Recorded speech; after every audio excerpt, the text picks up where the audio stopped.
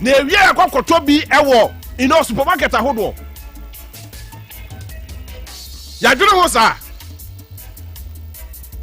enti the edimane say body ne ba we don't want to add value to our products naka ye wie ya say export bi na Ghana fo anya sika enya hoden na ye nuanom ne papa no akuafo etimi enya hoden e de dua dodo na but they say ye ni and a great minister yodium and I'm say ye di pay for mo dwinti ono so so body ni free go so eba gogo ebe to body ni free ono ko makola say ye koto no anebo efo abra ye nya ya dwen say we will add value to body na ye ka no it na body abu fine ya be so be free hanu mo de akoma akola ye be di na asa esa wi a ni yesa bobo ya hwende akokra body de free Burkina Togo Mali e de aba se ye ba bedi abra ye betimi add value to your body no ye betimi ya be powder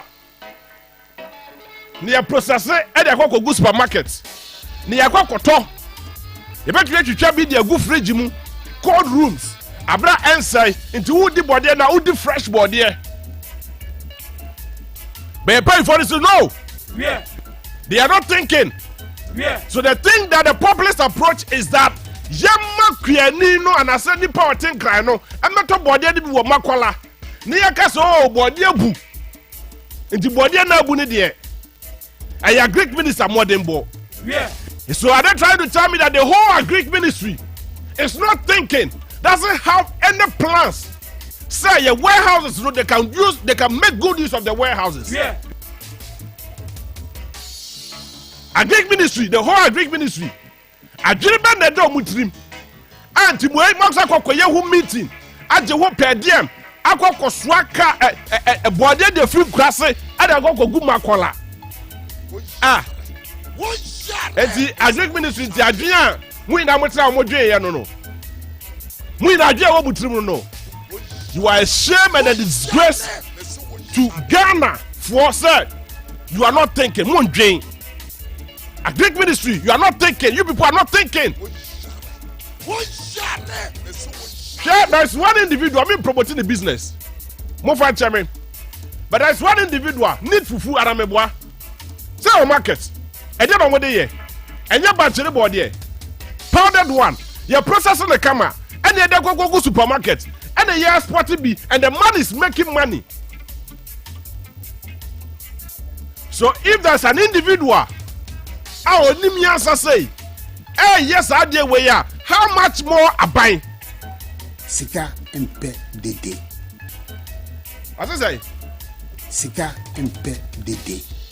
It is a Obi so Greek ministry doesn't have any interest be our Sunday money more. Why then would you go ahead and do this? Yeah, and your taxpayers' money. And the DPS are paying for Kokrafona Muga Greek ministry or taxpayers' money and they did moka. So if you don't speak sense to them, and I am surprised, some paying 427. What to be a quatrain say? A dear Bamu Trimana say, young cotton never free gosso, young cotton be free agogo, near Falcon Makwala. Ah, Bini and Nipo, Bini, oh, the Bini Crabbe do yes. Without making any provision, sir. At the end, you have process it. Near add value to it, near to me export it, na Ghana to me sika. I shall protect the public purse. Now, how much did you budget in 2019 say? You imported by budget say? Maize, bro. In 2019, Ghana imported a bro worth $1.62 million US, right? What did you? $1.6 million US 2019. A bro ye cra free Burkina ne Mali ne Nasofo e de begu Ghana. Abra Ghana se ye ka bro, ye ka banche, ye ka bodie, ye ka bayira danka ye warehouse. E wo Ghana ha. But I know say ye wo pay for munim yansa. No mo nwen Ghana for ho. Na no munim ane se o me didi ame. No mo je kro ma na bo. No mu hwe a Omo jadi akoso ye de ye wetu so medi kan no. Bibini ye nipa o. Bibini na bibini kra be de. And that ye ba bedu ba be adri. It na kan ye warehouses. An kotra ene ka be kire gum.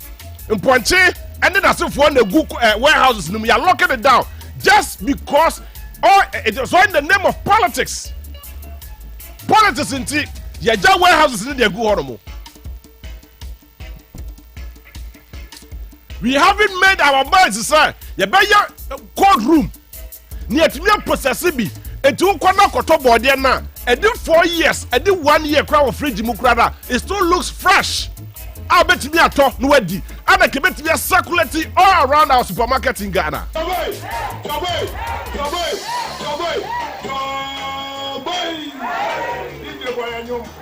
Eti, Neko Komane say. A Greek minister and few say, and I said Greek minister and few say, they want to use the populist approach.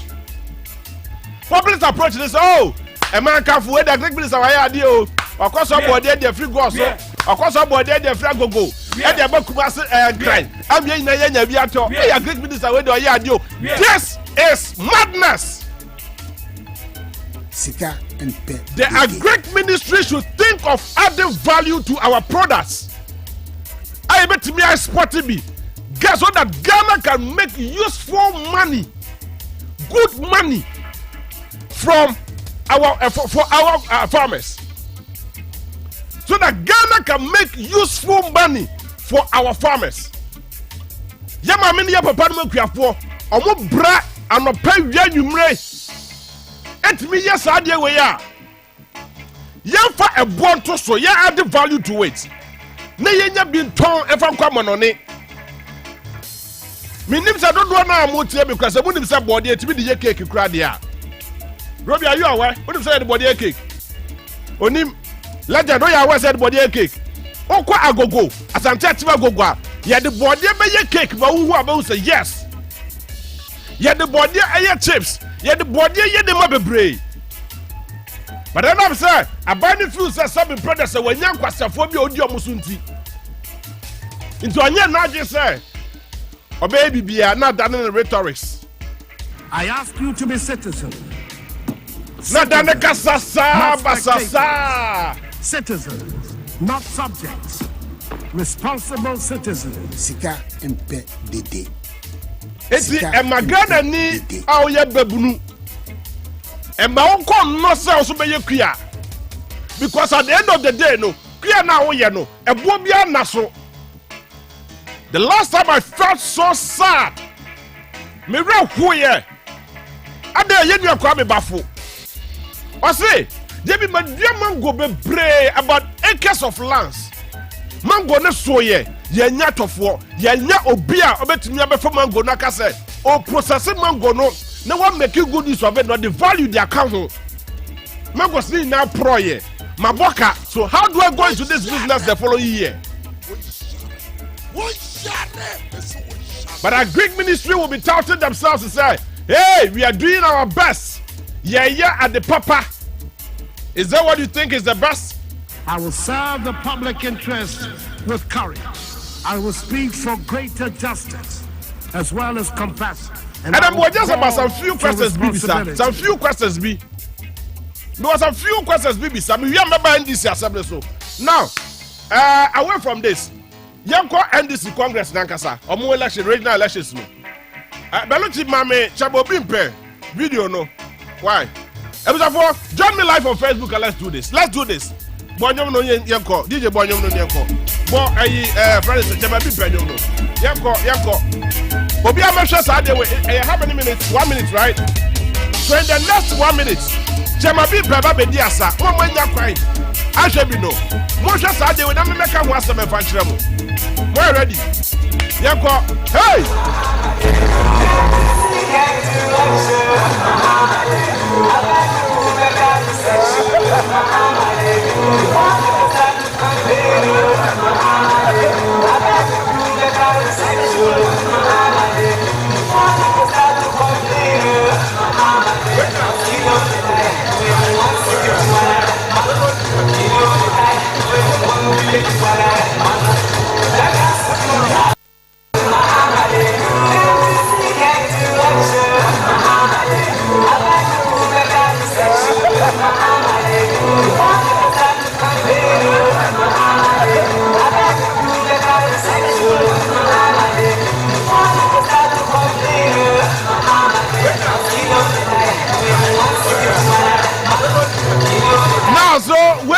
my bimpe.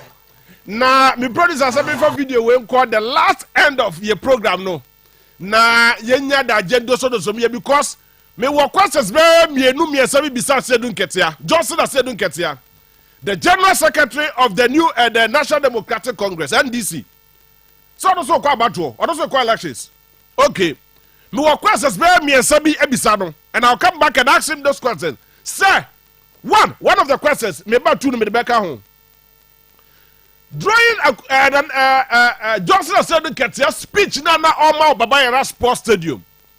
During the NDC regional elections, no. Maybe Johnson Sedun Ketia say, was he under the influence of alcohol or under the influence of drugs? Tienyo, maybe the question pe. Ma me ka the brofo because twi ne be yadodo. Maybe the twi be yadodo. Maybe the brofo. Sir, was he under the influence of alcohol or any form of drugs? Yeah. Me person me bisa no twi because me bisa no twi a question na be ya. Yeah. Wohu. It me bisa the brofo. Ama na te ase say, seven predecessor. General Sedun Ketia. Oba Congress no, wa regional Congress, e wo Babayara Sports Stadium no. Were you under any form of influence? Sir, because be na fa hudi na say. I will come back to that. Na yes, anasa chikof with chechu amu aba ko bi mi apam no. Waya hwan achimni no. So, matter say Hwe Ghana fo ntie no muntie mi ye pa. Yeah. Kumasi fo ntie no muntie mi ye pa. Yeah. Ene sabin predecessor mu amu wa ban mu no muntie na muntie mi ye pa. Yeah. Akoma ni na anye. Yese Anas arimi yaw video bi ababonten ema krofutachi amu abako. Your friend Charles Adubuahin. Yeah. Or the vice president is Dean Akwakwaji is it $200,000? Yeah. Na oji sika ni wie no. Yeah. Na dua mafie no asade so okeka sem hunu. Eti enom sa video ni nti. Ma peni na na de kwa kufu ado say wapamo Charles Adubuahin as the minister in charge of finance at the ministry of at the office of the president. I see. Okay. Now what just as way and I don't know, but as an questions in Kwana eba mano. Eti afeni yati Charles Adubuahin. Kind courtesy announce video. Eti yese onye den onko fie ya pamono. And number who a very I don't know how to put it. But there's the office of the special prosecutor structure at the man Charles Adubuahin so hiano. Yeah. Ojina form osibra. Yeah. Na anti Meli twan wase ho. Yeah. Kisi ajabe e twan wase ho. Yeah. Eti Charles Adubuahin eh. Yeah. Kisi ajabe ezajabe. Kisi ajabe so ojina form bo sibra form. No twan. Now you see there is a certain portion of the video. You bought the vice president D ewom. I don't know, a certain amount of money. Any 20% of that set amount of money as appearance fee. Hey. Now him. Are you surprised? My background kakra. In the days of Asenso Boate, Francis Asenso Boate, now the Minister of Works and Housing, there was a similar allegation leveled against him. Say, there will be a friend of cash for seats. Meboa. Yeah. This one person trauma paying in China was going to be a wutia. Yeah. 100,000 Ghana cities or whatever. Yeah. It is that kind of only be you dare not sit beside the president of the Republic of Ghana. Yeah. Hey. Ewo ebetene. Eguso woba. Sika mpe dede. Yate. Eti sanye mane kete. Namanim, Mameka, let me give you this revelation. Time a minority in parliament. Akoma was a one pet acquire your friend. No, Kedoforia Tane Charles Adubuahin. Charles Adubuahin. Etenda resignation said, and you want to cram in your BM. Emma no wafa. Nanado Dagwa Kufuado say, and nam say or no, he pays loyalty. Now, the former Adubuahin, the former presidential candidate, and Akufo time, and I'm saying, no, I have a campaign manager. Oba maintaining the one anti resignation letter the cross J. Bibini and Nipo, Bibini, resignation letter. But do you remember the same Charles Adubuahin? During the first term of Renado's government, no your vice, no your the deputy minister of finance under Kedoforiata ya. And another man is so yodio sana didn't kwako see the office of the president so that they can negotiate their deals. Or more deals from to be negotiating from the finance ministry to the office of the president. Eti enyami wan wase Afro Barometer report about 2022. Eka say the office of the president is the most corrupt institution in Ghana. Sika empe dede. Oyi yanu mu free one more police for free one more. The office of the president is the most corrupt. Oyi Ghana police for free one more. And then that party anti as a control letter ting.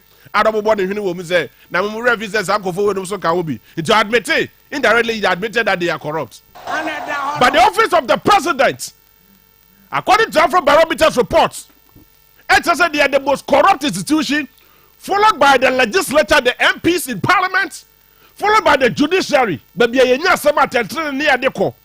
followed by our tax, hey, Jesus Christ, our tax collectors.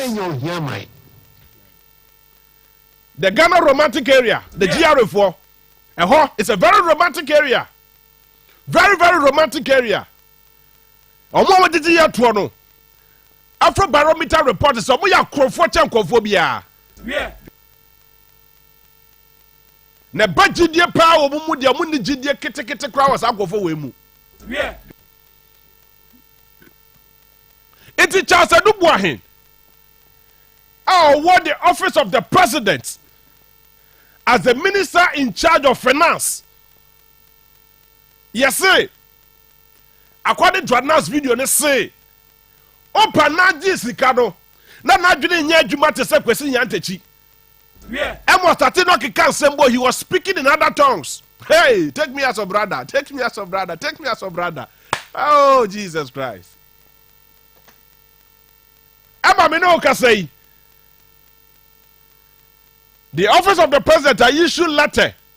And the match as Adubuahin his own kwatena fie. Meanwhile, on the same day I issue letter, no, the president himself wasn't in town.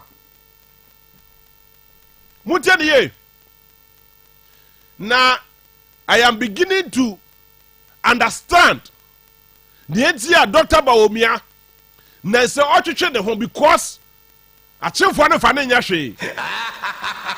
Achimfo no fa ne nya hwe o. Omu mu ne kete achimfo no. Omu mu Bawumia kete. Because all Bawumia so nya adwuma, I am telling you that Bawumia can do a better job. Yeah. But that team office no mugu wonu mo no. They claim otherwise. Yen ma o kana be ya adwuma na o ya be jedi mo nyam no. Yeah. Any yana? You swear the vice president in as the president of the Republic of Ghana. Are you aware? Mo ya aware? Etinanka ideally tell my vice president did the Facebook message or tweet or whatever. And the Bible said this man should be sacked. And in 24 hours, and the Pamono at the time I know yes I did ultra sasemino. Now he was the president of the Republic of Ghana. Yeah. Because now president any Gromoha. It's the papa when I want to get such a letter. No. Like I said, Bawumia, and I get such a letter. No. It's a banner say, And the office of the president, Eugene Ahin, etros aletero.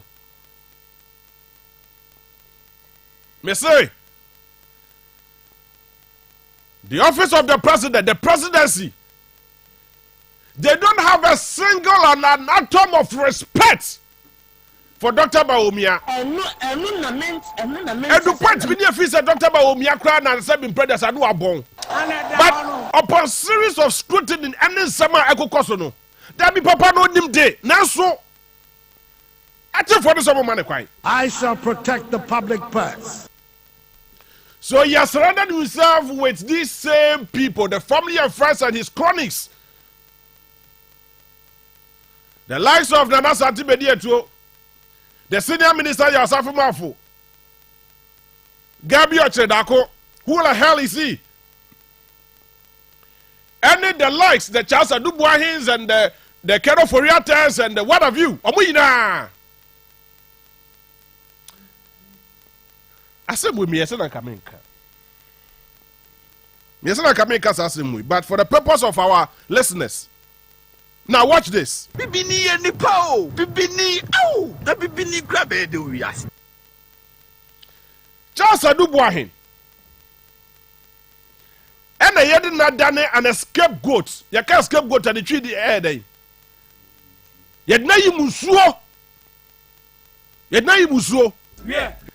At the time the minority were saying, sir, Charles Adubuahin Nikano for that I am Pelmono. Our modern resignation acquire no.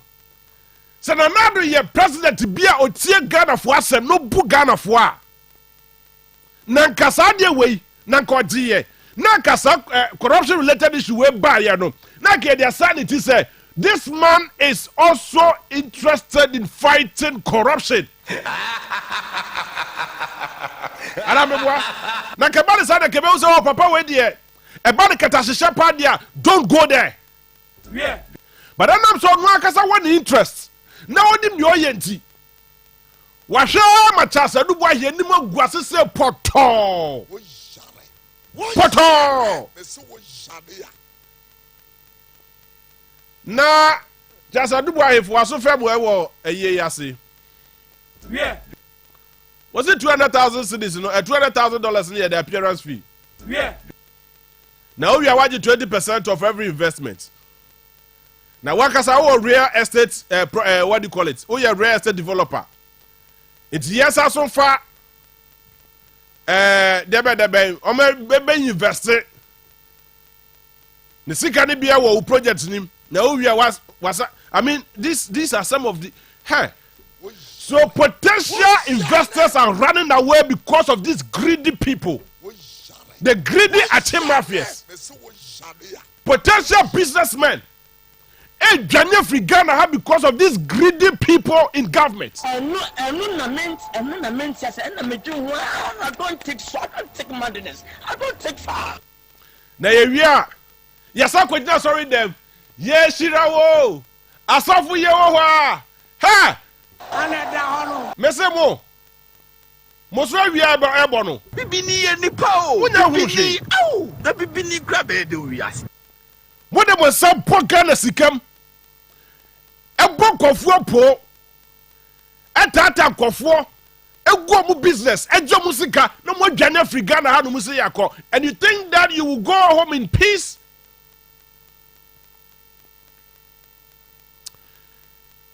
Me try. Minusa Ghana ni bia so twen. Ni ye ina so ye twen the very day. Ye be chance adu boy be ko jasem di bia. Ni ye bo de kufo.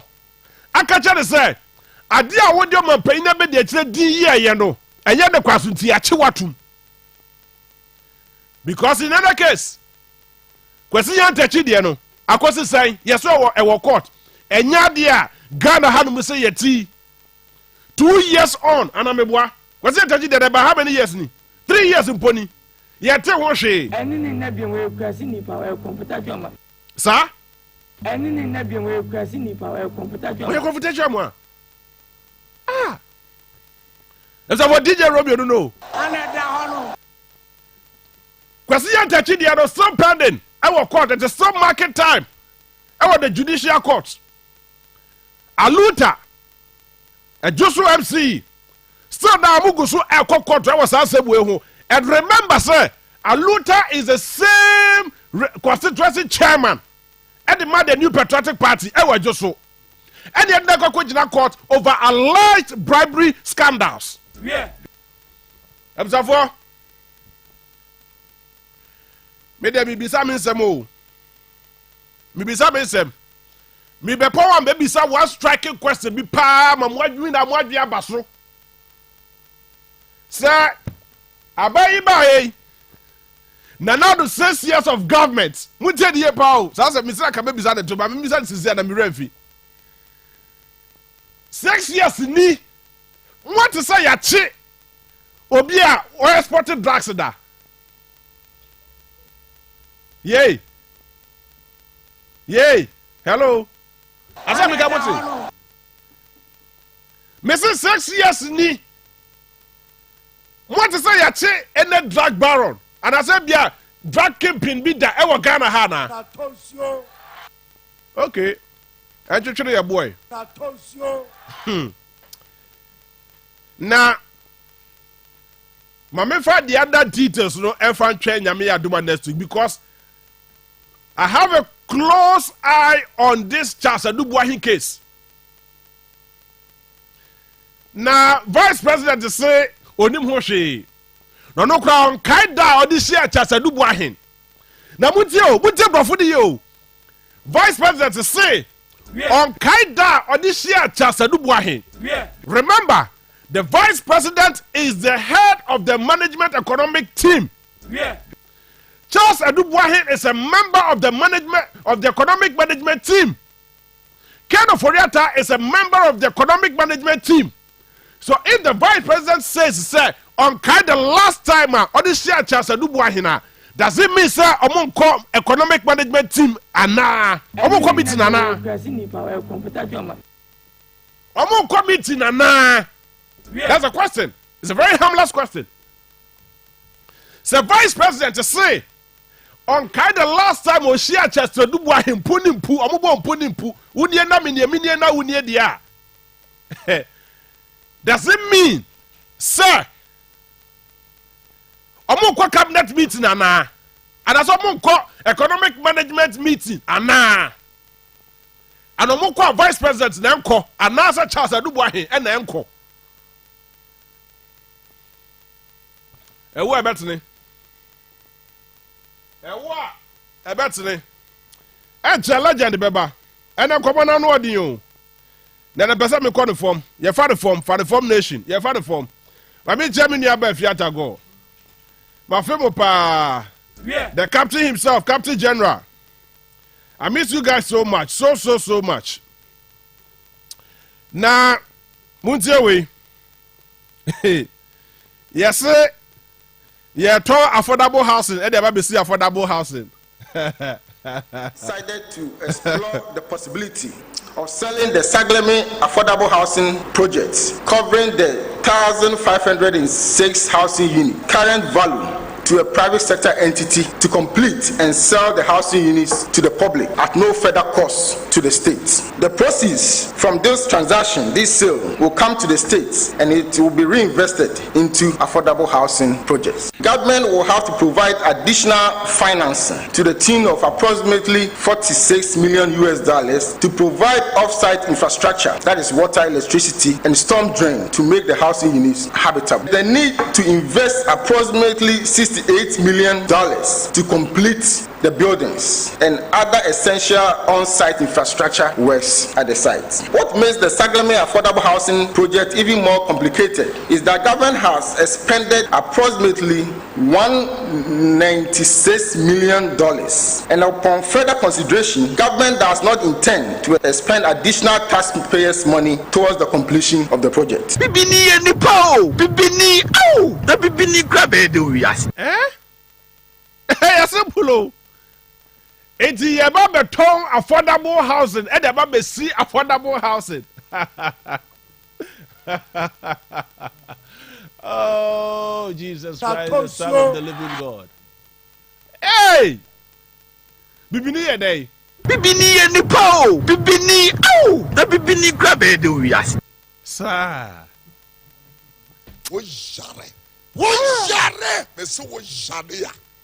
Enti Saglame project I want you go pram. Are we aware? I see about 300 acres of land. So yes, you see about 1,000 and I hear 5,506 or whatever. So they claim that the project is not complete enough. And my home somebody be brave.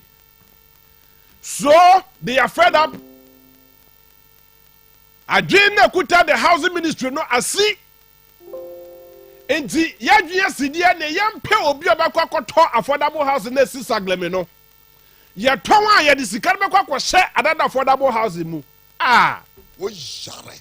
Wo yare. Me so wo yare ya. Bibini ye nipa o. Bibini. Na bibini kra be de wiase. Sika mpe dede. O se say? Sika mpe dede. Wana e kasa no.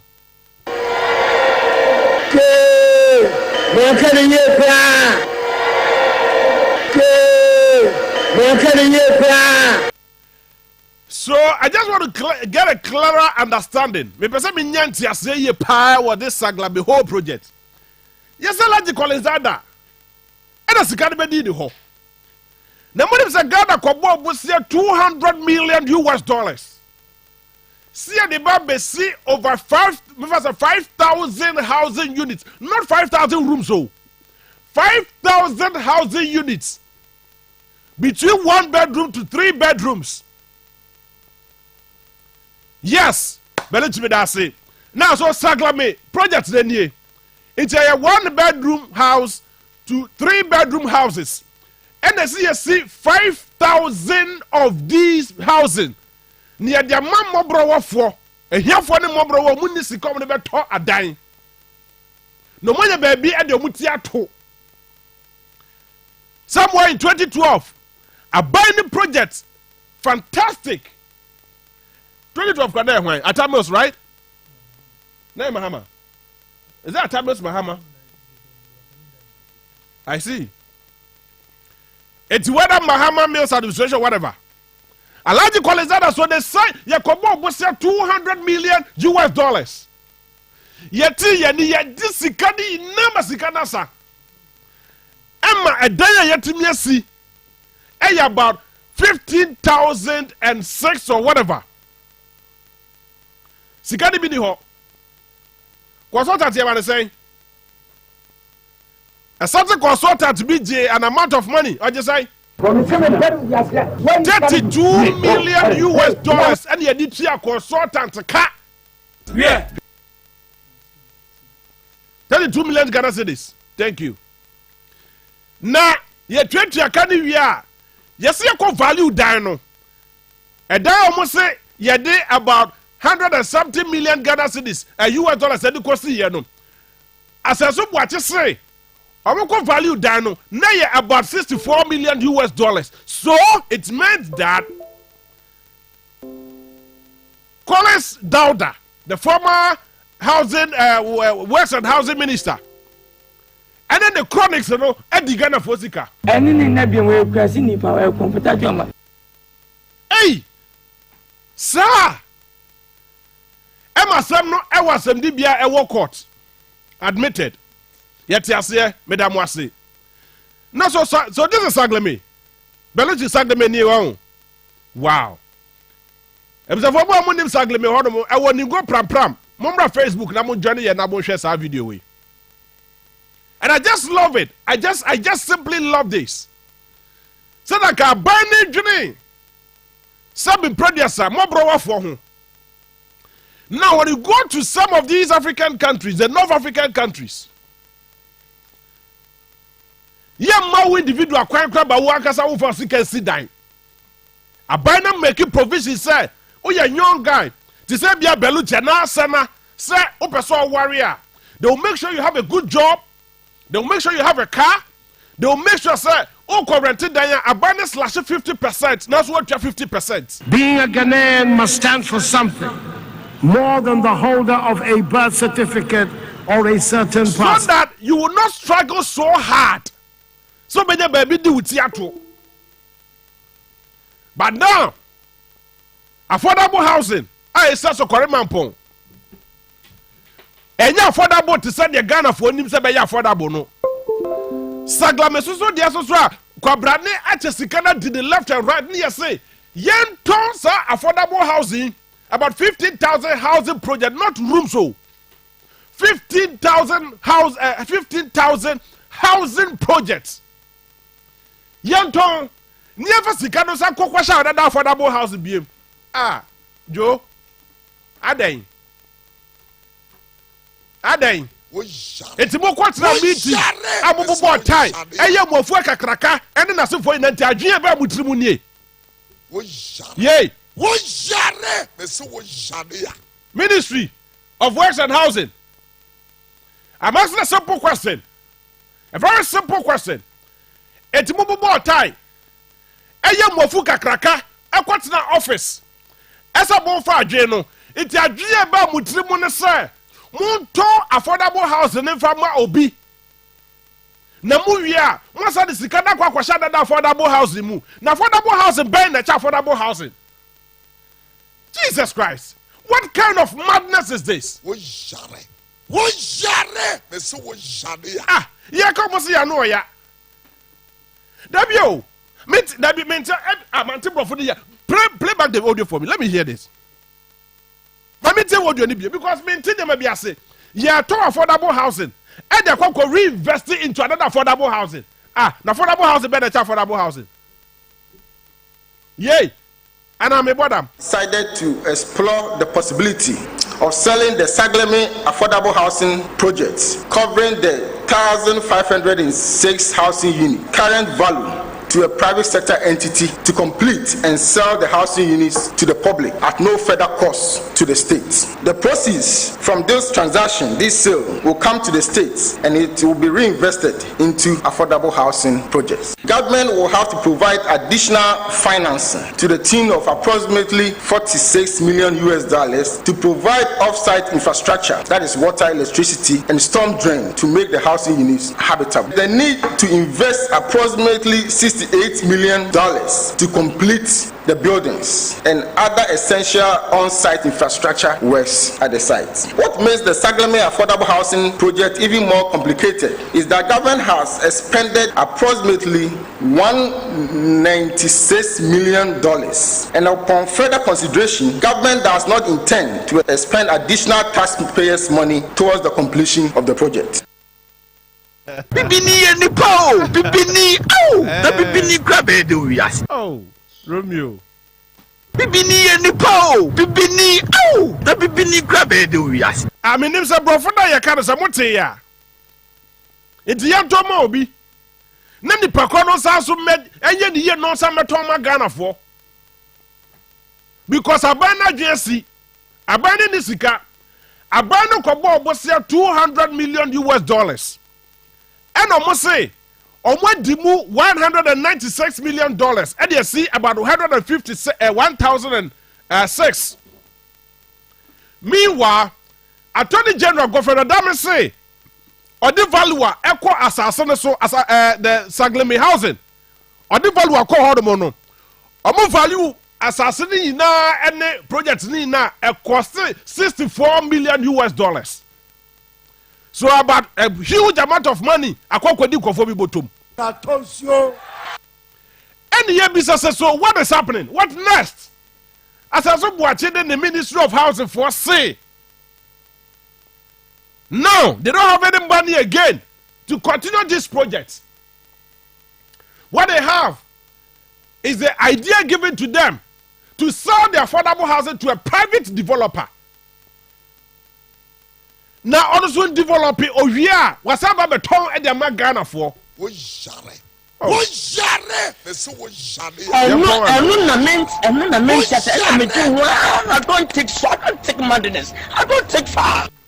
Meanwhile, I buy a whooping amount of $200 million, all in the name of National Cathedral. National Cathedral, $200 million, all in the name of National Cathedral. And you have sense? Yes, yeah, Pesika. What they admitted. So call it down the disicano. Sika empe dede. Any 6,500 and whatever projects. So country in any shape or form. 6,506 housing years you know. You bet me I be near German rent for at least 3 or 4 years. Now go for them.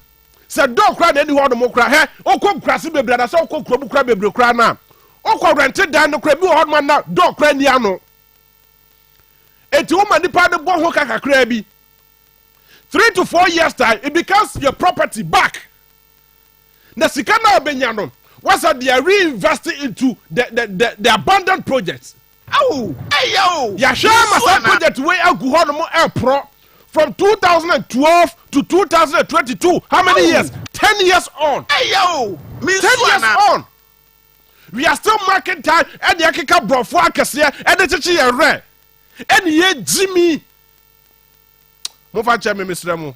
Mankani ye. Wojare, Mr. Wojare. Bibini nipo. Bibini. Oh, the bibini grabbe do we. Ideology I mentioned what I say.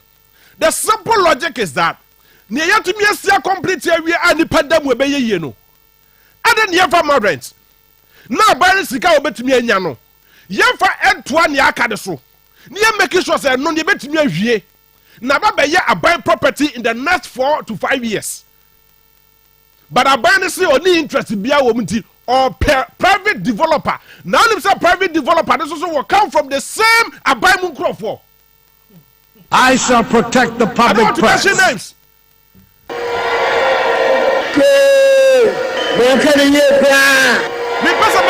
Because well, what did you body will have to say? Why this Canadian mamma some move for chair quarter for double housing no and a saglemy housing no. You will mention your names. Yeah. Thieves.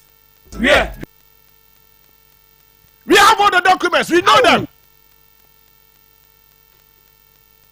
It's never move for today. Nay, yes, Canadian can say robbing Peter to pay Paul. It is a about the said yeah. And the moment you try your projects. Now, if you are Bemukana, so you have something to depend on. Why? Why do you want to milk Ghana? I said, the dear Ghana, I will amobi.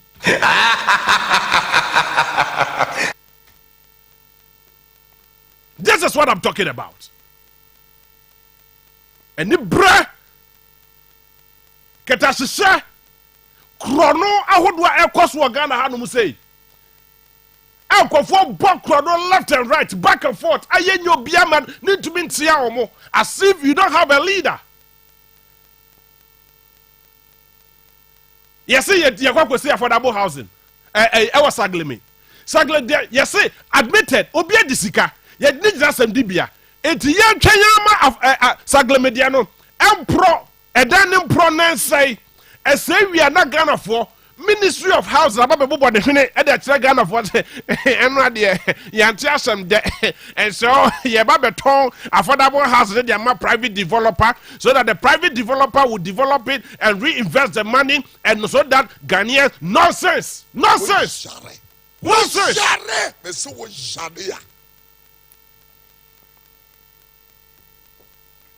But we are yet to meet Tam Ghana for Sika. As one of the most flashy programs of the government, that's 200 million toppable US dollars. Say the Kwakwasi National Cathedral. Hey. Bibini nipo. Bibini grabbe do we. So first thing that move is a young man. Now we are thinking. Ghanaians are discerning. Yes, we have been previous. Most of you, anyone the call school. Yansa, Munimno, a beard, yes, you name. Yeah. Make a crana, Momoka, and no more classroom crana. Yet, trust us a mutu apo. Yeah. And so, Namu, by Muntimu, Fisa, Munim Yasa Chanko for. Yeah.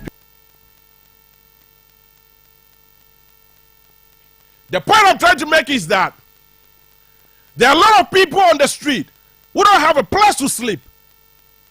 There are a lot of people on the street. Destitutes on the street, they don't have a place to sleep. They don't have a place to lay their heads. So what can we do to help these people from the street? Let's try to do something better for these people. Etina kasaglebe odema esi pramprami 1,500 na wo hodoma esi awie no.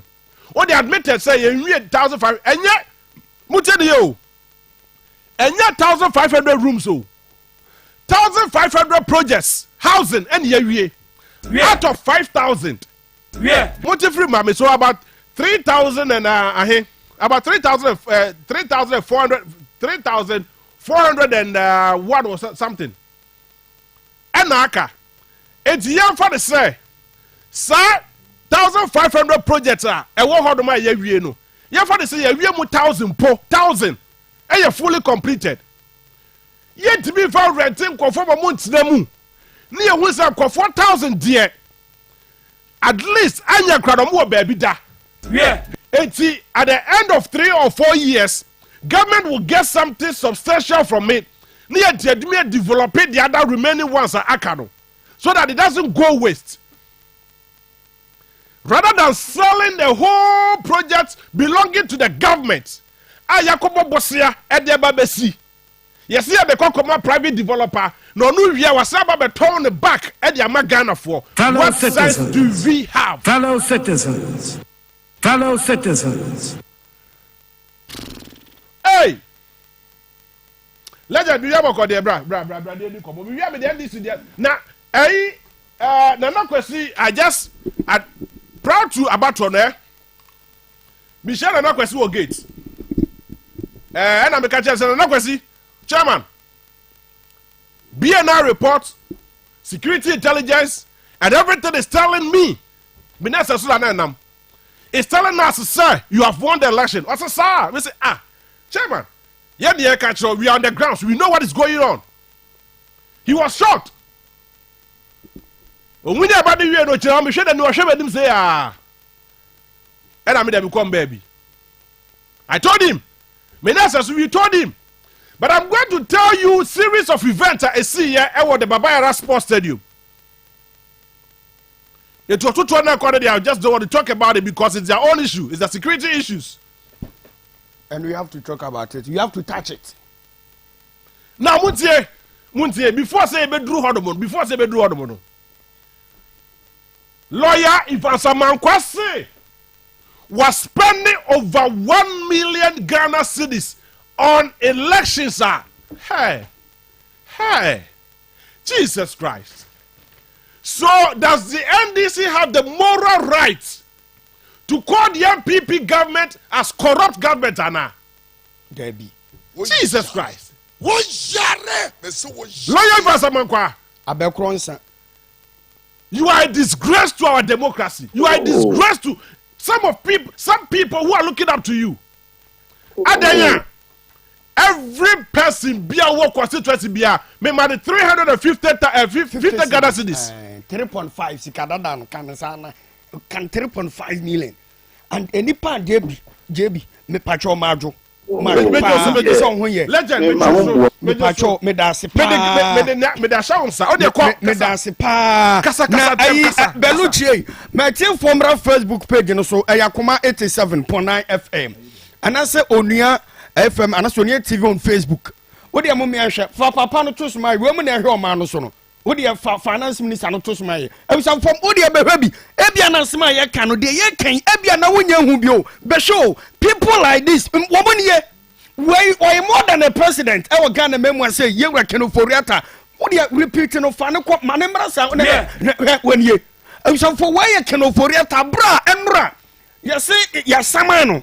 Edina kwasa ad hoc committee eye committee bia ya na me pese me kan wasem because we ya wadwene se o kan ho asem se kimwa e be hye Ghana fo abufuo mimi se me bubefu because me kan se abra ye kansa cash for seat sansa kan ba no worum ti committee enipa baako num ne no so ye sa ad hoc committee na bia in the end pete sam ye hu de kwasi ye entiwe ne se no afa no mate entimi mpese meka bi de etimi mpese meka bi ni se e bia ne manu akwa akopa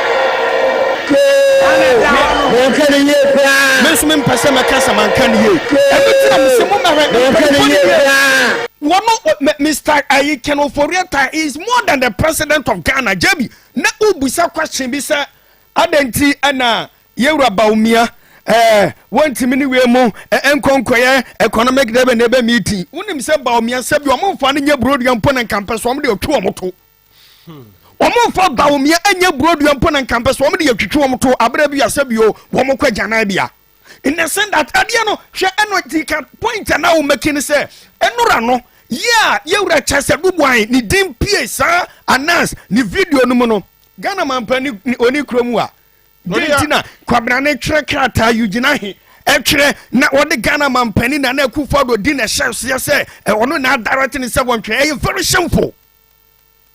Eyenum gasesem it means ba omia papa to wakwa eno ade ya say oye be ma kakra say oye quick na wonso twa bibi kakra de ba Facebook page no so na wonso ba bayi ho ano na bia no sa na tie yes ye bribe na ketase hye ne proye sika basa no na mudidi no honom we in the end eno so nkosi aga nyantachi de na ajebi oka wonim say mampani ema order say the police should go and arrest nyantachi.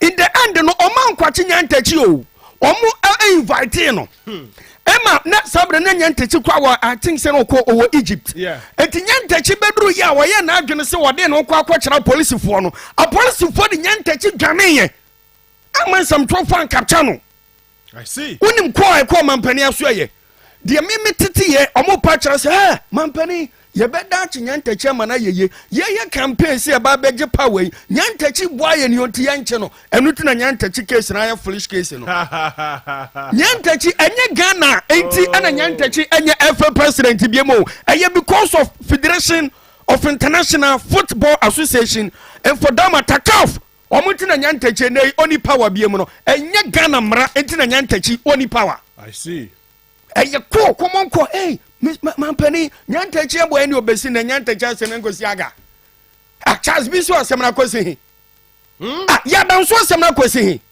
Yadanso is still at post Yadanso is still working sir Yadanso is still the DCE e wo boso me frɛ ho because he is suspended me say nye obi say mpani obi na kan say kokose nye say kokotre meme na me kasa asem na kyerɛ Yadanso na wo DC bra because he is suspended no administrator si wonya official letter bi free local government administrator ben coordinating director so nya letter bi enfam free the presidency. Are you serious? I am telling you the truth. Odi akona kwa Yadanso is still at post no what in wasem yeah Beloji masale video bi ama today I'm going to drop some video where a fresh video atuma ponia Galamsey yes Galamsey do gusu kwaso Jesus Jebi yampen for on fi say ya adwen say on fi say ya adwen say o ma hyeda koye o mo dua your friends so interview akiri o mo kwa kofa keno for yatan semu ya baba be crack abekata ne o ma so me who are some of us I'm telling you yentiase da Galamsey da so koso adu bo ayan semu ebra woni betin kosi aga wo bo papa bi de aluta esi aluta ne da so eye dwaben dwaben NPP chairman bra ye ni betin ya hwe ni ya sansemu anyina no enkwankwan kosi aga. Now, my member, hold on with the video, Mr. Better to hold on with the video. Just hold on with the video, Mr. As we speak, Menoka say the commander in charge of the Operation Gallup Stop. Akwachman Ponia. Menoka say afena amuba kumase. Some video where I got this video, an exclusive video, and there are related interviews. That amwa we sebo to fo no campaign no wo mu no wa shop e wa chima ponia no ya che no o ma che no measure I will show the video today and yes look people should not dare us because we are already on the ground. Make you from our Facebook page no so mo maybe no I want to deal with the NDC issue and my lawyer man kwai and how many degrees Celsius? So 46 degrees Celsius. So no pressure. No pressure. Now Ajabi NDC for yes my concert. One of the concert political parties within in Ghana no NDC any MPP what ten na madam for besi hegidi pigidi was it to 10 things upside down MPP NDC yet Akoma say Jabi enye openi na yefan say asarbedi akon womo kwato aba na no ye onya 22 no Akoma from the duemu say ya Kofi Asante na ni di nkomo papa ne say wotua Ghana sikadada no wotua 1000 cedis edi ma delegates bia so mo to aba ma yes na oni ni pay to such a manship position aba no sɛ me prase bi me fa me pepa yi na me wurawura mu a enipa 804 ɛna ɛto aba no 804 times 1,000 tiɛ ne nam bi a bɛ 9.7 billion old Ghana cedis na ye me temi Jesus over is Lord. 9.7 billion old Ghana cedis ɛna ɔpɛni yɛ fɛn sasa de bɛdi akɔ spɛndi yɛ yɛto aba no yɛ onya sɛ 22 wɔre pɔtɔɔ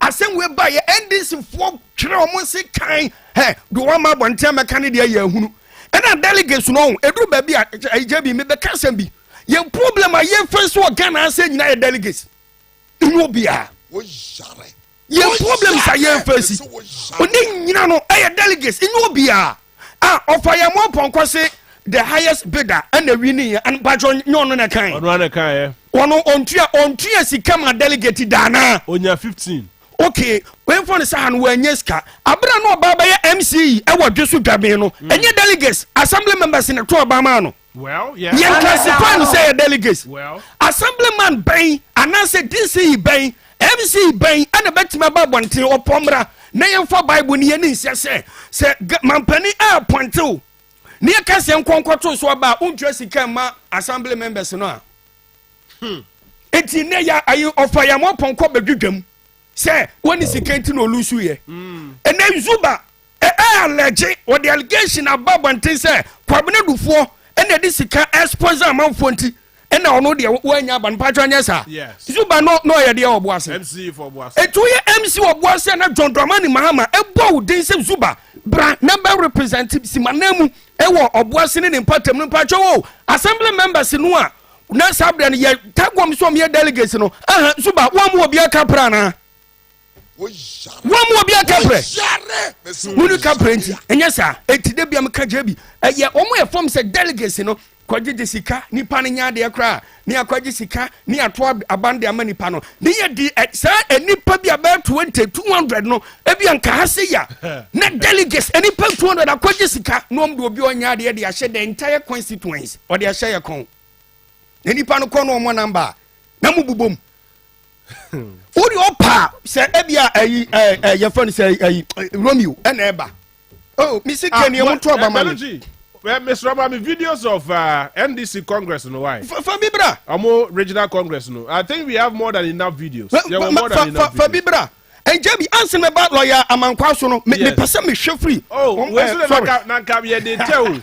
Oh, where the man na ka ye dey wait pe video foforo. Man inte. Na opa na ejina ni so na no su. Me da say we cry this is good. Yeah, no Jabi, me point in the same. Wo hwemu a appoint say e bia ba beto parliamentary primaries. Yeah. You would delegates within MPs and your friends a party no. No ma ko just ka kwoto aba. E dem wo bia akoe dia say one more number. Na the entire constituency no dia na ba share kon ekine bo kon no anya dia MP okoye minya hwe upedian upoteso no apampa so because we dey encourage ni sika waji ni pan sika o jade dey charge aya bisia ana ni pan ko boye yes ejabi me kan ko na kire Ghana for opa DC for no DC for na me ni odi bedi nkoma ha akwabo a hese de bo shimi be mienu ni yentu ayeka o na no cry say me the cabe 1.4 billion e dey sika o si assemblyman for no to aba no obi age me 3,000 bibini enipa o bibini na bibini grabe de wiase enti say we assemblyman e wa Akoma FM na ye to aba mam se me MC wa Akoma FM no age me 3,000 cedis papa me ko bo besia yeah makobo be se wie na nsihu enso etanchen tin it is a menti kanin wie na Akoma FM ye bob ahye na esi ehia bob 1 2 3 ne mfa mebo ho no mu a enam se menti me kana assemblyman na agi me free ho enwie enti no da bia ha ba yesum no correct it is ye komantem ba bi na esum ho na obo assemblyman atiri so mpacho assemblyman kokromati no waton ono we delegate abra no mo to aba odisi ana MC4 ede no enti delegates ni na gabi omomo ma ne kan kono e say atiese ni sa bonkum so now lawyer Evans Amankwa ne voice no ha yes meba lawyer Evans Amankwa kunwanu mase our contest for the chairmanship position started your investment about 2 years ago. Listen to me well. What tell you? Me say na secret a gubitrim say do. Na Onwa ni nyanko lawyer. Tieni yo. Lawyer Ivasamankwa Adamfo a ye lawyer. Etu no for catch say, "Masa, you don't have a message." But lawyer Ivasamankwa was interested in paying money to delegates. Mutediye. He was interested in paying money to delegates. From 2 years ago, the noise was going for lawyer Ivasamankwa when the groundwork was going for chairman Nana Kwesi. It's at the end of the day, on the day of election, Mutie Komoniye, 350 Ghana cedis no Canada. And yet on the day of election, a probo call ye den aso for a cowboy nano, and it wasn't factored in the 350 Ghana cedis. Me ye tax about faka and that day. Nana mene, mami boni din. Na many angel na take tax in him. Ah, that beautiful lady. Yes, many angel na take tax in him. Come up. Nipa na ye nipa no ko tax in him no. Tie nie. Nipa na tax in ye ne dia no. No so ye delegate. Wow. But na onimo. Nipa we know ourselves. Minimum no onime. Okay. And he told me point blank say, "Oh no, he got 500 Ghana cedis from lawyer Ivasamankwa."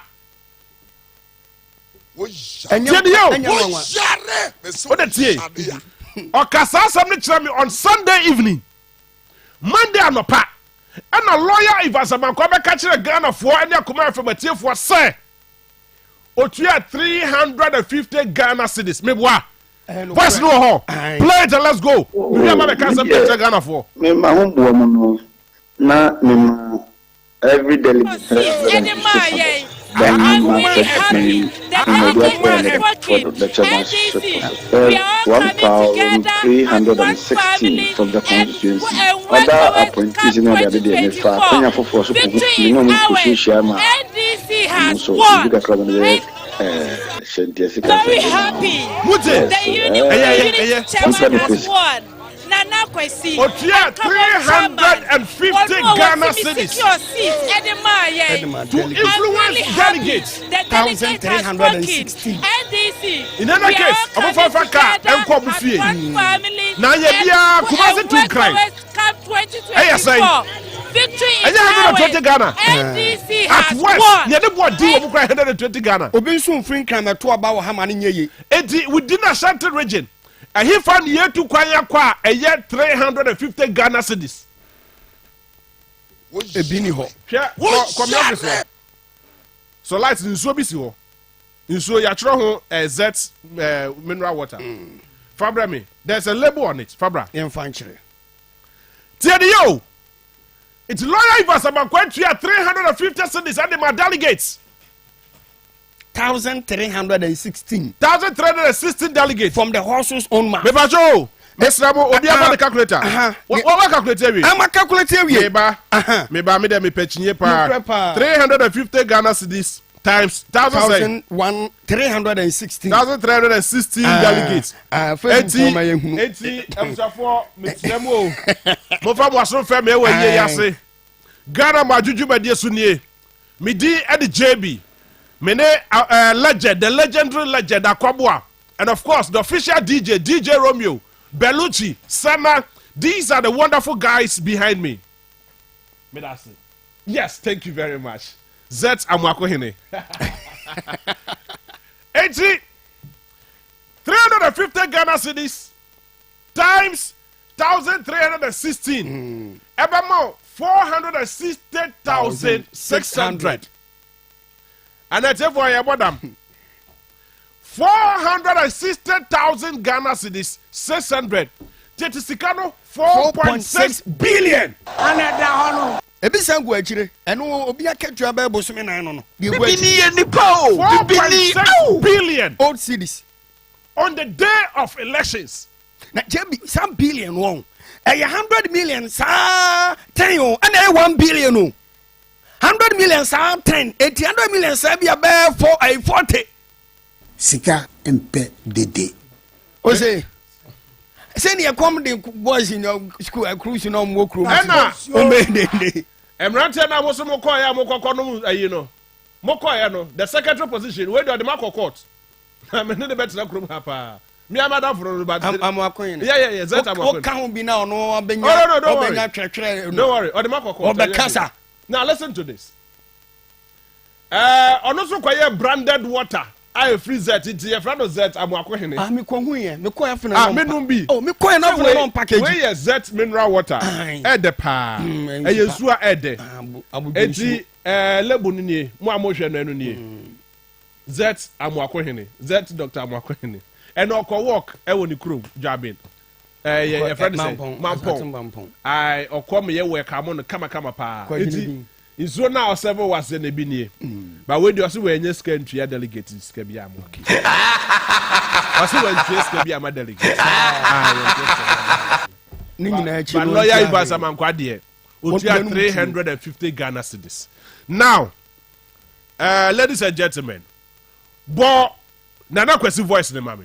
Jebi meba. Mpacho meba pa. Kasa. Wenu wonwe yo. Kasa ntem. Sa 4.6 billion no. Eye enipa 1316 pe. Yes. Yeto aba ni wie no. Ene de ye rejected no. Eye 1354. Okay. Now, voice no ensi wie ye. Okay. Wase we no eye sika or spend ye abra na original elections ne keke. Koso no. So on the day of elections. Exactly. Nemom abra yeto constituency once na nya do the original level no. Also spend best 4.7 billion. But so etu pa ema no ensi. Na men kan se minchiro men keka mom. En kan se minchiro ne ento aso. Romeo boy. Boy kwese de no. Lo amankwa de no a. What you hear them? Boy, the time. I'm not. The forces that were fighting. Lawyer Mankwa de no a. Amankwa de no a. Mpacho ekọ end no. Abra ni besie no. Ena wasan kan we tato. Na ose na bra ya to constituency once ni mpo no. O spend 4.7 billion. Eye old Ghana cedis. 87.9 Kumasi. Oh, me ma hombo mo no. Na me ma Akoma FM 350 cedis.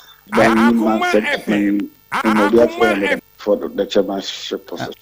1,316 from the constituency. Other appointees in the other day, me fa kwanya for so me no mu kushishia ma amuso me bika crowd be scientific so me de ma yes very happy. The unity chairman has won. Nana Kwesi and Kabom chairman. One more what see me secure seat. Any my Kevin Pacho Mebua. Enti say ye de regional elections no place constituency once na Pacho enye 4.7 plus 4.86 Pacho say 9.3 billion. 9.3 billion odd cities and a lawyer man kwa spend a year constituency elections and original elections ni nyina mu no ware wanya na jebi snappy enti eduru baabi a eya na nyam wanwa onim chairman for na eduru baabi a bi mutiri musum say ye okromo say na chairman bi forest reserve ultimate excavator kogume patcho mebo enti in this case you know or spend ya na nyankopon ye o madom no mu betena konya no sise ekukuru a yenkwa ye ni yemfuo ko ye na besa no because besia no de akwakoto saa ayakonya no na me wo feelings bebre Bonana Kwesi voice ni mame na uwi a Bojos na say dun ketia voice ni mame me pesa be bisa general. I love this man so much. Yeah, look, let me be very honest with you. General Asedun Ketia is a whole institution, but now me pesa be bisa one simple question. Say they now all kasa award the delegate conference and I say election I say the Sunday, was he under any form of influence? No one bibi ana. No one bibi ana. Say na bibi. Hey, you know. I don't be the share the song ko kasa assembly. Asembisa. Yes, I'm just asking a question. A rhetorical question. Exactly. You don't think far. Because this man to me, general to me, he spoke like a serial caller. And openly campaigning. On the day and so few minutes to elections. Why voice not ready? But I'm not going to say the other mommy. No. Yes, mommy here. But general the other mommy. The cabo general. Akoma FM. Enti baby ya duru no ya de enso akakakra enti ene djuma de ya ba besia mu ohai yenti ya besia yetiatia ya ni MPP for Akoma so we football team na ni team for Akoma na so show na mo sa ba rematch ya am say the coach no ya ne say okoko farmer ti dada no na wa play no back no are team na ọmọdé ló ṣí ààyè nù báyọ̀ ọmọ fáṣọ bọ̀ ọmọ bọ̀ ẹ wọ previous match ni ọ̀dẹ̀ ẹ̀wúrú key players yà wọ́n mú on the other side ẹni wọ́n mú game plan ansana ọ̀pọ̀ àkọ́ yìí nípa ọ̀bẹ́sẹ̀ àṣìṣe ẹ wọ ní team nù mo di ayé lànà ẹni akọ́ àkọ́sí àṣà team nù bíi yẹn tí a yẹ yẹ ẹ̀nsàkìrẹ̀mú ẹni sẹ́. Wọ́n di ká ní nípa náà kọ́ àkọ́bọ̀ èkúnìbí àmà ẹni tó ń sẹ́ kò bí náà ní the same team the same formation the same bíbí àṣà mi ń sẹ́ kó bí àkàmìyá di kùnìmù tí mi ń sẹ́ kó bí mu à wọ́n á lóye à wọ́n bẹ́ sẹ́ máa bẹ̀ ká sẹ́ wọ́n so àkàmìyá di kùnìmù ẹni tó ń pàṣẹ òpin kó wà ní mu à di èyí ẹni sẹ́ kí ẹ ní ké ẹsẹ̀ sẹ́ nsàkàrà ẹ̀ baako àná mìíràn bí ẹ̀ bá. Now to be see by Emma said, Gentia, what to me and me put him no. Over our Emma, what's I go be one? If I know what to be added to him. Don't to me, I know. And then see a boy, Yabai. Yababa, line up, Punina. Yes, as he said. Say, they line up. And you need Baba for 2024. Sika mpe dede. It's General Mosquito Akoma FM. Omo Yomi lineup. So they should vote for any players who are more bread.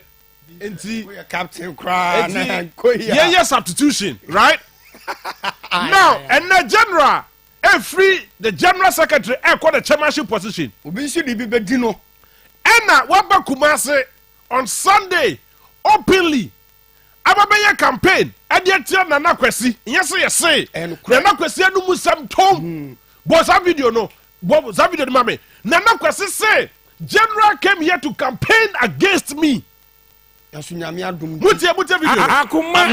the forces that were fighting against me, but inshallah the good God that I serve have served me through. General came here to campaign against me and I've won. I'm not. The forces that were fighting against me, but inshallah, the good God that I serve have served me through. General came here to campaign against me, and I've won. Or say, General came here to campaign against me. I have videos na kind of way. Na kami throw videos a choir. Owie ya okwachia na kwesi do phone tara da so se wanya call. Akoma papa no kwan mbobhwe na kwesi hwe. Be makese say. This was the time na we win election na wie.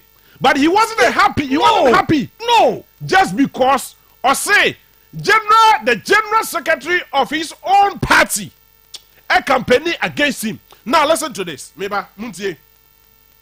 Lawyer Ivasa Mankwa is alleged to be a campaign team of Kwabena Dufo. Sorry, Tobo.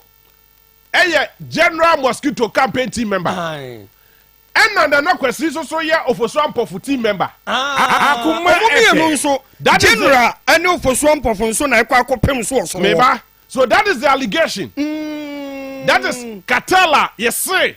Omo afome sir chairman for some powerful any chairman na kwesi e wo line baako ena yes general Mosquito any lawyer Ivasa Mankwa so another line enti kana general e pese o take advantage yemwa na kwesi elusu e ka lawyer Mankwa ba lawyer Ivasa Mankwa nyankopon so de onye left o onye benkuma and publicly he made a declaration indirectly. Akoma FM.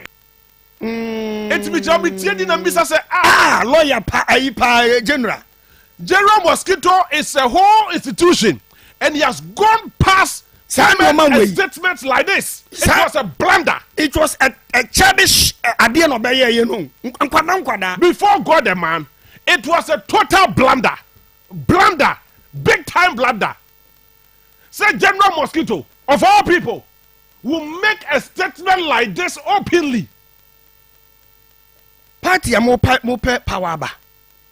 JB, party mo power ba. So anyway, does it mean say Akoma FM? Does it mean say nye kofo kika no say no krese lawyer Ivasamankwa ewo General Mosquito camper? Does it mean say General Mosquito sponsor lawyer Ivasamankwa na?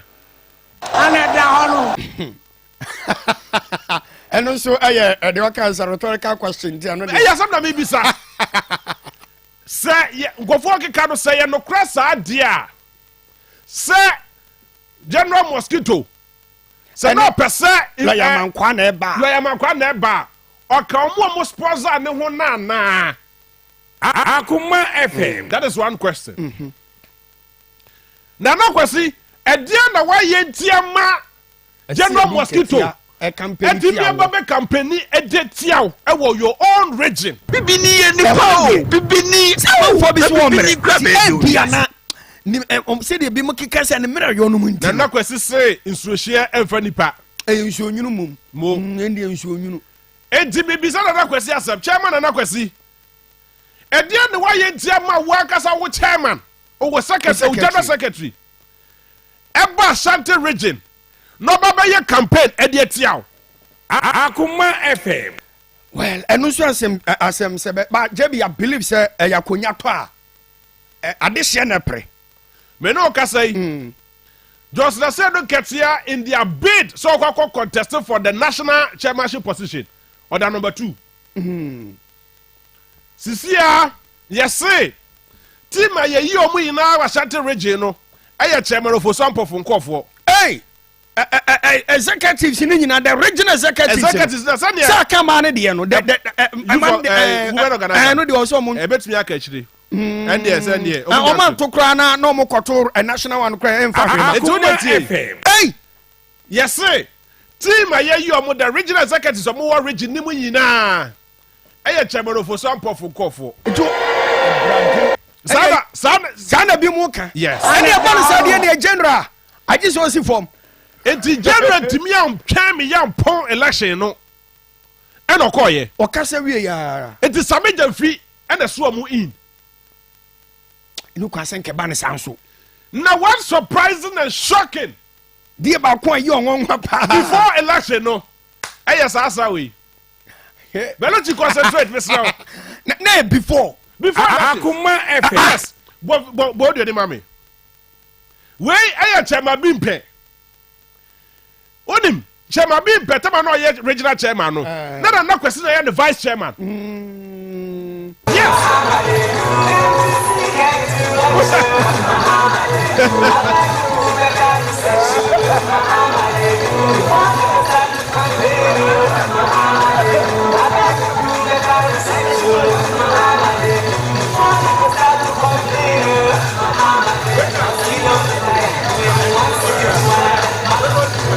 The dance of the year.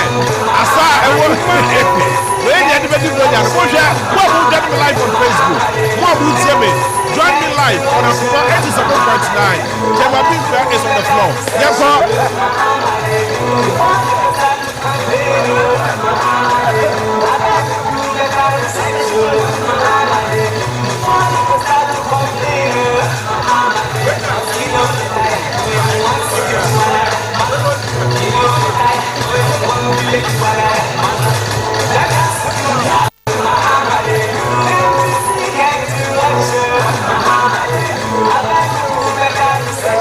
Akoma FM.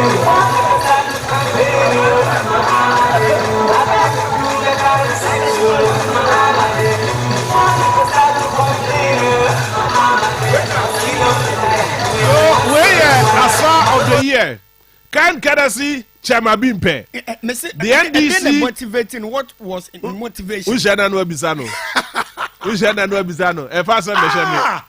Now, Marco come here for my Kujira court. Me so. Dance of the year. Wow. But in fact, omo winning ye na I'm congratulating them. Yes. Omulusu here, the likes of Kwakwasa for Jane, a brother. He fought a good fight, but he lost. Joshua Kwame Fuga, a brother. He fought a good fight, but he was not well appreciated. So he lost. Well, Alaji Nje, unfortunately, Alaji Nje, on the day of election, and then Papa Free. Oh! Yes. No one name to make catch them. Then Papa Swan China came to a benway. It's me, Alaji Sadi said, Tini Papa no to correct a one, Nasa Bibi Wachre. Mutani, Bibi Saquasen. Maybe Alaji Sadi said, Alaji Nje Papa no we had one correct and Nasa Bibi Wachre. At the time I hear Budi, I heard that candidate ni Nedino. No, na Alaji Nje, Emaye, because not the Papa who. The Papa who that very morning, Sunday morning. Emma ye frano ma Emma ne ko family house so Sunday ayumre ye to aba ne wie ye a ohu ne girabia e na obode no papa ne ko wanti enra echi ene ekosi your papa aw ti me no ka say afi na Alaji Nje aba bedu Kumasi Alaji ka fra so ne lie sanu so it means to say at the time and now even drawing the process na no mo ye lobby ni na Alaji Nje baya okay bia because only the second and the third position vote no na mu ntwe omo ina nya 200 column Captain Kwame John Jabari there he won convincingly on the team kra and Obitisa Abbas Nuruddin congratulations yes on the no papa the name wa o Kamel Amo Kamel the former parliamentary candidate for Asukwa and for NDC. Yeah. And also now he's a deputy communications director. Congratulations. Akoma and Dr. Frank Amwakohene. Me no and oko work ewo mampon. The Z man. Yes, Z Amwakohene. Z Amwakohene. Eti Mr. Mufa nso ne aka Mufa ko dwama so. Ah. Mu share so na mo say. Oh yeah. Obutimi no ni nyina. E da bi mo to ntina make ne aka Mufa ko dwama so. Mo kwa bo se mo president Amwakohene ato. Why?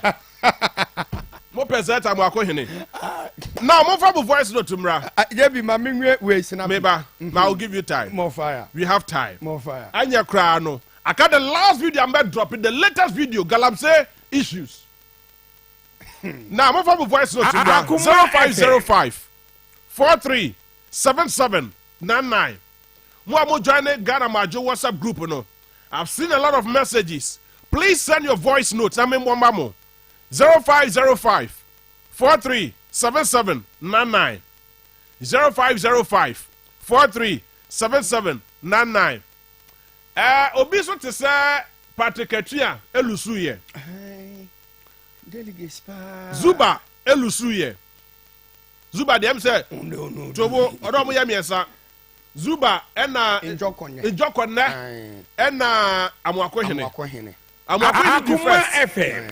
Njokone the second. Zuba na re. Zuba and the chatwo. Worry. What chatwo me? Worry. Me so no chatwo. There be yenye yi nipa ba ku wi a mo amaka nyina mare. Yemfa mo nya hwe ma ne nya ye.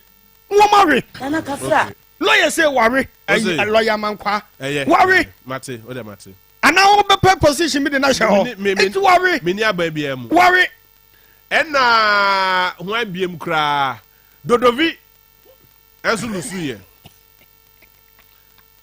Obama Asaribedi Ako Elusu to Isham Al-Hassan Akoma FM what this wakase onko okase obe konko de Isham so boa okay Belechi drop his video we mame video we every Atwima Ponia Galamsey site Santimantem hey yes me no ka say afei na operation Galam stop for Eba Kumasi. No mo kwa chase ankofo we so omo ye to omo tu Galamsey. Omo ye agudie e wo nsuo so e wa Atwima Ponia district. Illegal mining. E koso e wa Atwima Ponia. Now this way papa we na ye allied so ye da to fo no campaign. Akoma Akwana na fuka kraka no. Jebi what asa what can trasa. Episode 4 there Facebook page no so Akoma 87 point na FM na share allegedly na funo say scan egum na what was enema oton wo shop hodum ina eyesa to fo ne ma yes eno oton so this is the commander remember commander Nanimu ma even though he's a public person but remember Nanimu ma this is an exclusive video exclusive video case ne hu it's about me no kasai hina for or hina police station now I me no kasai Bibini ni po. Bibini. Yes. The bibini grab it do yes. Ya cheno. Now drop the other video mama. Now so this is the situation. Moshe yeso no. Moshe the activity ongoing. Na moshe dem a ekoso. This is it. Ya bo wia ya pon. Jesus. She nneoma pa nsuwa. Galamsey ya say over millions of dollars. Say you from Bragalamse in the region. You be come here no panano mo say omo die. Akoma omo fashi mushe. Now we'll have time to destroy and of course to tell you more details about all these things. It is a to machine be near side no. Now way at machine cry dio now the adian boss cry the eternity. Yes I know. And I shall to when ya insuo na yes ye ba bedum no insuo ni e. Belo chi post this video for me. Remember be insuo one post the mommy. What dey ya kwa no metwo man free so o de se wa metwo na yanko nsuo nu be bi nsuo nu no what ko sa eti enema o de ye galamsey no eno mo say no yes no Akoma FM na ye wi a nsuo na ye se ye twa mani ate ne yeso agya bi anom aye Ghana fo no nsuo no me no kasai eninie we aya twema ponua nyina hini atwa ponia ya jabi nsuo ni post video de mame nsuo ni hey we so we dia jabi wo hwa de de din ahon akwete se ebia nkate ya wayam nkate na pi no we atrapo we atrati nkate ayayam ya de ye nkate kwame ya de no binie tinuan se kwa ba na Akoma FM na wate bie oba na se wode nkyina tum eno ano no na de na matum wonya nkwan so watch out remember more details no nyame adom ochina anopa e wo Ghana Akoma dwumadie so hey legend for the academy na me life ajabi me ya na etietia se kwakuokon yeah eri na de yi ni nation ya ona ha se nyina na ko etietia he de ayi etututu no mkototo no mu eyin kwasesem. Oh yes, and it's a pepper spray now. Yeah. Moto aban this phone to say MPP no. Ye mu amount for say nye. Na se mo na amount mu fi se mo ya de na bia mo ya. De mo ye mu pama mo ma police fo bia na omo nye am no. Edwa na omo na murum. Ye do man she NDC for for their lives. Omo dwa na mama police fo dwa na eyensamfo. Yes. Eyenkwasesem to the highest degree. De course one no. Na oba be se kwa pepper spray e di kwa yensamfo in the end wo ma chi nipa miensa etuwe ye du kotumu a na de oyeye no nyansa ba na ba mu MPP fo de amanfo se du ba bia no ma no entali enkoye na mo so no mo hwe mo na bia amanfo so enya sympathy kakran fama mo na mo nya nhyehyɛ ya etu na mo kwakoto na wei ye de amamo hye mo sa mo betimi abu e se mo be kunkum ye mo be kuyeri o. I make the messages available. WhatsApp messages, Facebook messages. Na making kabina. Ye kwa humane so. Na yembie phone lines no. 032249835, 032249836, 032249837, 0243114497. Go to some of the Facebook messages now. Okay. Facebook. Let's just take a message. Clear to Shaman Kwasa, even the Anas Galamsey expose has given us a clear view that even all those acting as if they are destroying it, Krano, are taking something. I see.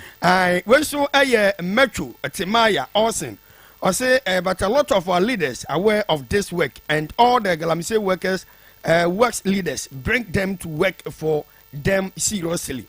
Message Yana Nyekle James Mausi say hi, Yajo so Albert Ednedia Bawe, Albert Opon Kweku Asafo J talk. Baba doesn't make any okay, Pacho, they can with you. Kwadwa Sempa Furniture was say good evening to everyone. Kwadwa Sempa Dasi Onua Captain Smart ni dinu no or say fire more. Trouble. And one day J. Okay, Kano. We no me wo. Onua Captain Smart. Captain Smart ni Facebook page, ni Facebook account. Yes, on one. One. Yes, on one. Oh, and it's in what do J. Eddie Atarton. Oh, any. Some message in the way. No, Akoma. Okay. Onua Captain Smart. Fire more. Oh, J. Hey, boss, more fire. Patrick also say. Hey, Yasemu, Boache Ernest, or say already a free quabre, and man, so say, hey, Ghanaian leaders, are they going to help the younger futures? Hey, not them cranny. Nidia no. Benjamin Nate say how much money has been spent on these cathedral projects?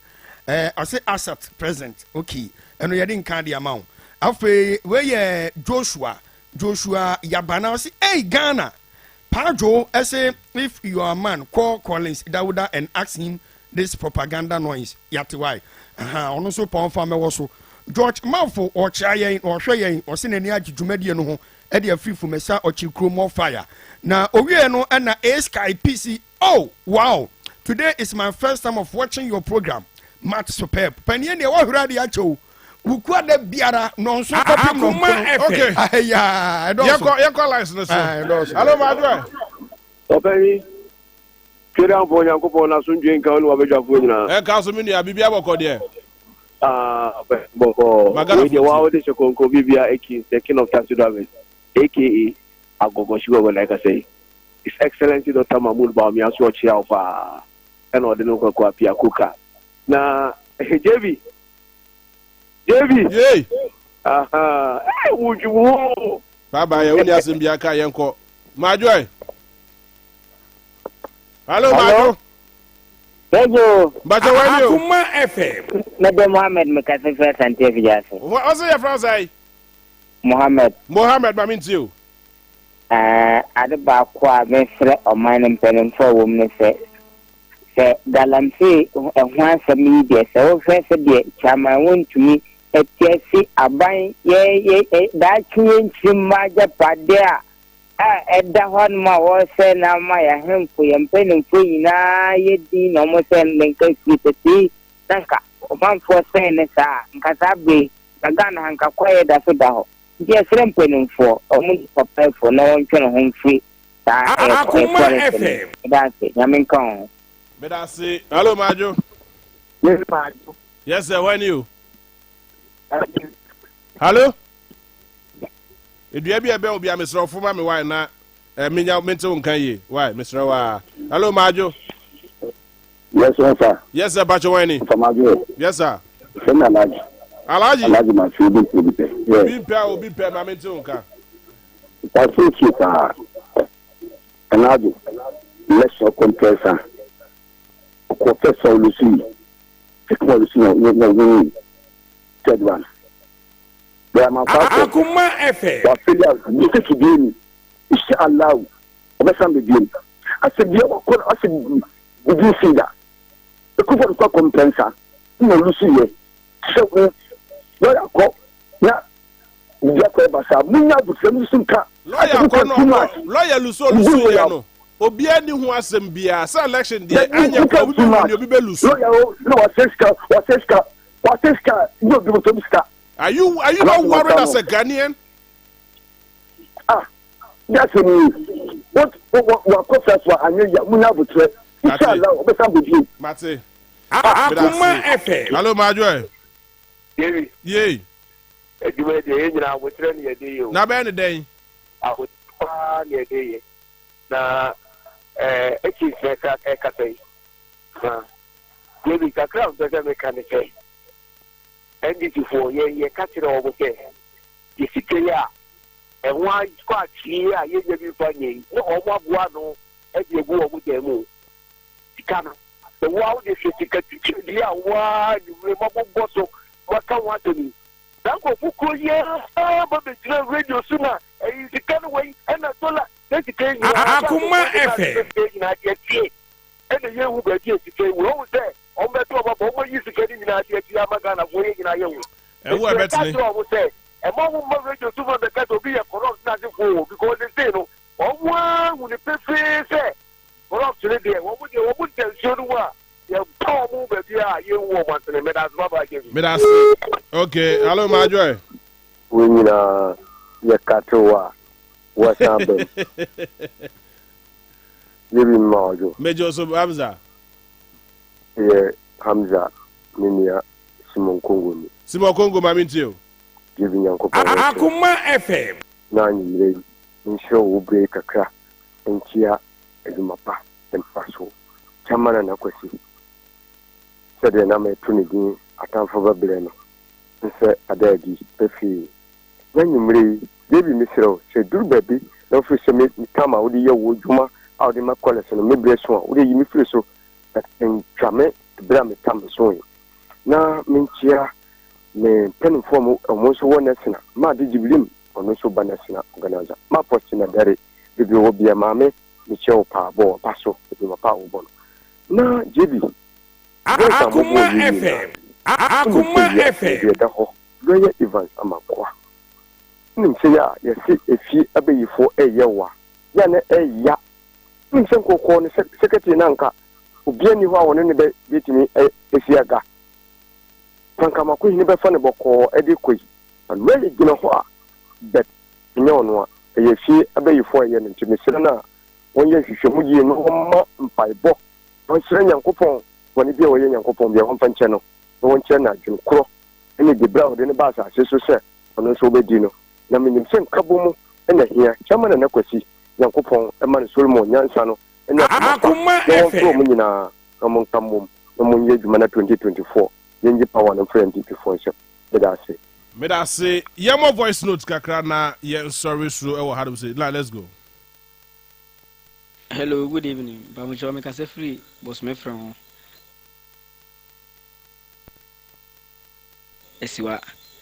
Bamucho gam say ni de mo nyere ho na mo adwuma ho pa. Ne aye kase kura abrante ba ko akotum nsumo wu a enne nwumere na yeyi na chambo a mo kwa kosi no. Mr. Moa, when you're more than one can see us on my pa, here.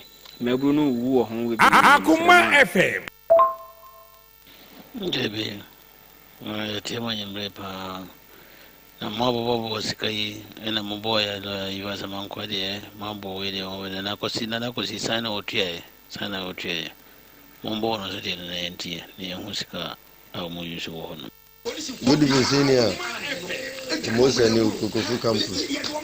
Na empanyimfo no so mu agene asa omunyansa asa na housing unit no omuni nyansa bi ometum de ato aso a omuni nyansa foforo bi aso ometum de apeska e de awia ma ya na Akoma FM